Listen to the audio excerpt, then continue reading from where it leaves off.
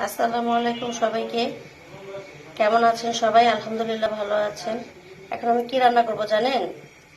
চিংড়ি মাছ দিয়ে ঢেঁড়স ভাজি করব। পুরো ভিডিও না টেনে দেখবেন, আমার মতো করে, খুব ভালো লাগবে।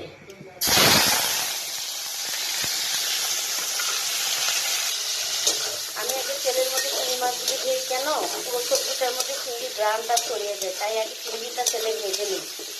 দেখুন লাল লাল করে ভেজে নিচ্ছি। তা হয়ে গেলে আমি এখানে অনেকগুলি পেঁয়াজ দিয়েছি। পেঁয়াজগুলি একটু মোটা মোটা করে কেটে নেবেন।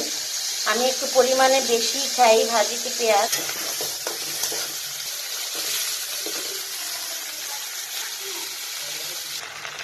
এখন আমি ঢেঁড়স দিয়ে দিলাম, দিয়ে এটাকে আমি ভাজবো, কিন্তু সবুজ কালারটা থাকবে, কিন্তু এটা খুব সুন্দর একটা কালার হবে, খুব সুন্দর একটা কালার হবে। ভাজিটা কিন্তু হয়ে গেছে এবং খুব সুন্দর সবুজ আছে, এত সুন্দর হয়েছে। এই যে এটা খেতেও খুব ভালো লাগে। আমি বেশিরভাগ চিংড়ি মাছ দিয়ে ভাজি করি, শুধুও ভালো লাগে, কিন্তু সবুজও আছে, হলুদও আছে, খুব সুন্দর। ভাজি আমার কমপ্লিট।